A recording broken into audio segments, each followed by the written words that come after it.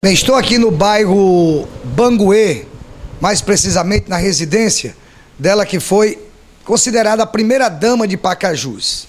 Eu vou já explicar o porquê que ela foi a primeira dama de Pacajus. Estou aqui na residência da Dona Yara Faena Chaves, esposa do então e saudoso ex-prefeito de Pacajus, Aurilo Bezerra. Aurilo foi prefeito de Pacajus no ano de 1977 a 1983.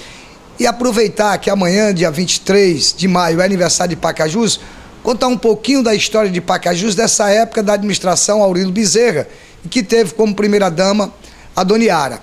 Por que a Dona Yara foi a primeira-dama de Pacajus? Quando eu digo isso, a primeira-dama atuante, porque as primeiras damas do município de Pacajus só começaram a aparecer e só começaram a trabalhar junto aos prefeitos a partir da Dona Yara, porque na gestão Aurilo Bezerra, a Dona Yara foi uma primeira-dama atuante e ficou bastante conhecida em Pacajus devido ao trabalho que ela fez, principalmente perante as pessoas mais carentes do município. Com um detalhe, Pacajus não era um município pequeno como é hoje, não. Nessa época tinha Chorozinho, que era distrito de Pacajus, e também Horizonte. E a Dona Yara, juntamente com o Aurilo, atuou nessa região inteira no período da administração do Aurilo Bezerra. Vou aqui conversar com a Dona Yara. Dona Yara, em primeiro lugar, quero aqui agradecer a senhora nos receber aqui na sua residência, né? E dizer também que eu conheci um pouco, eu acompanhei um pouco, né, dessa história e de quando a Dona Yara foi primeira-dama em Pacajus. Dona Yara, é um prazer a senhora participar do programa Ponto a Ponto na TV. Bom dia, Alex. Prazer é todo meu. Me sinto muito feliz em receber a sua visita e cooperar com o seu programa e também resgatar um pouco da história de Pacajus, que é sempre bom a gente estar sempre revendo as coisas que foram feitas para não serem esquecidas. O Aurilo foi um prefeito muito atuante. Foram 6 anos de prefeitura, eu estive sempre ao lado dele. Ele foi, assim, um marco na história, porque eu lembro que Pacajus não tinha nenhum banco e nós inauguramos 3. O BEC, a Caixa Econômica e o Banco do Brasil.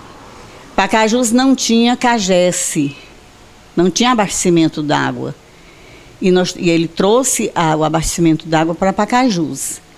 Não tinha comunicação, comunicação em termos telefônicos, né?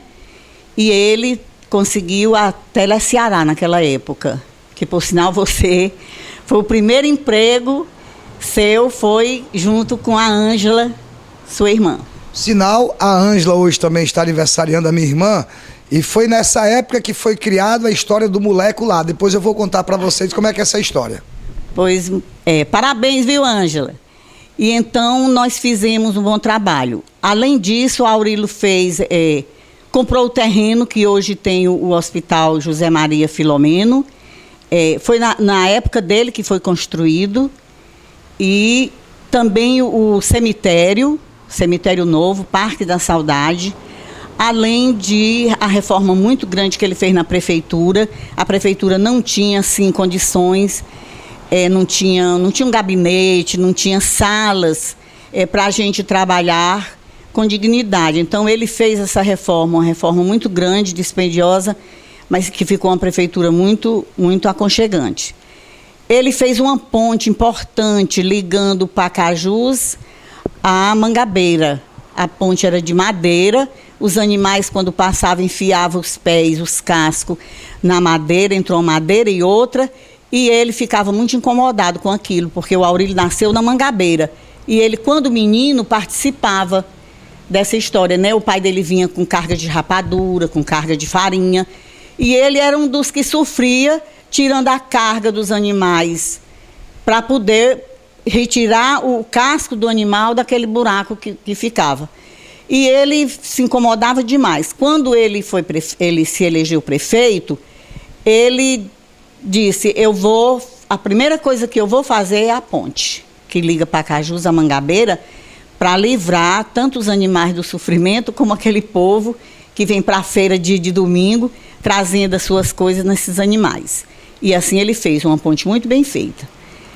E Também demos toda assistência em Chorozinho e Horizonte, que faziam parte também, eram os principais pontos, né? Era Chorozinho e Horizonte, e tinha também Itaipaba, tinha o que tem hoje e mais Chorozinho e Horizonte, que fez parte também da nossa administração. Lá ele fez escolas, postos de saúde, praças, e eu acho assim, revendo a história, eu vejo assim a administração do Aurilo como um divisor de águas, porque a partir daí foi que a cidade de Pacajus veio ter um aspecto realmente de cidade. Dona Yara, se a memória não me falha, a senhora me corrija, o prefeito Aurilo, ele criou, ele construiu, ele recuperou muitas escolas no município de Pacajus. Quando eu falo município, zona rural, Chorozinho, Horizonte, na época que faziam todos parte de Pacajus. A secretária de educação da época era a professora Dione? Primeiro foi a Marise. Dona Marise. Marise. Depois, por motivo de saúde, ela teve que se afastar para fazer cirurgia nos olhos. Então, a Dione... Marise passou mais ou menos só um ano. O restante dos 5 anos foi a Dione, que foi uma secretária maravilhosa. A Dione era uma pessoa que eu amo de coração, amava de coração. E ela foi para nós assim um porto seguro na parte da educação.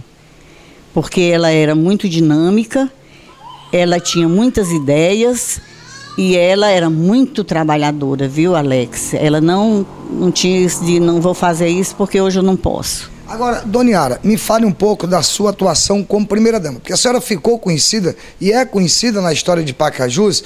Eu me lembro até hoje, em todo cerimonial que nós estamos realizando, da Prefeitura de Pacajus, eu que já fiz vários, e sempre que a senhora está presente, a senhora é sempre convidada a participar e sempre lembrada como a eterna primeira-dama de Pacajus. Como foi?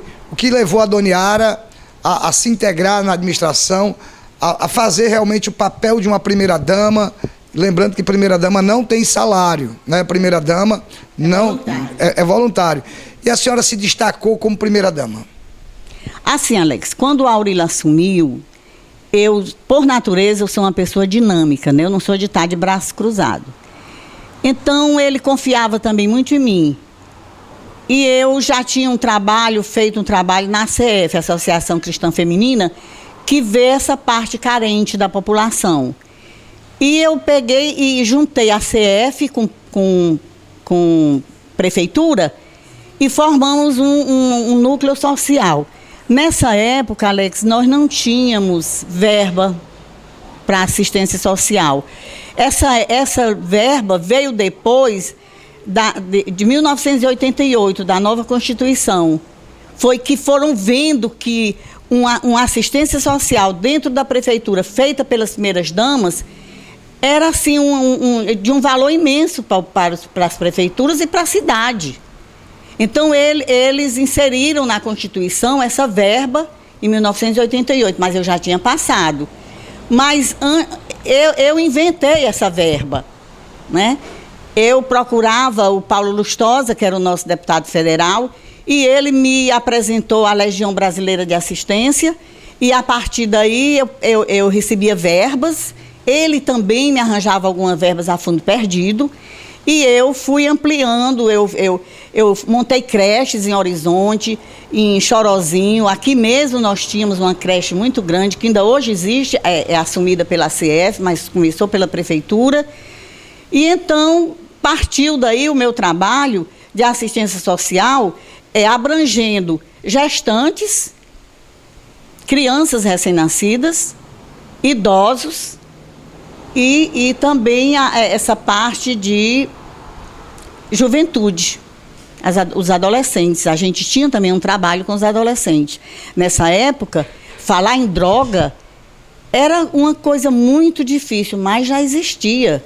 Eu lembro que uma vez eu trouxe o Dr. Silas Munguba, que é o dono daquela a clínica de recuperação. Ele já faleceu até. E ele veio aqui fez na Câmara Municipal uma palestra muito boa já sobre droga, que já existia sim um comecinho disso, mas não era tanto uma epidemia como é hoje, mas já existia.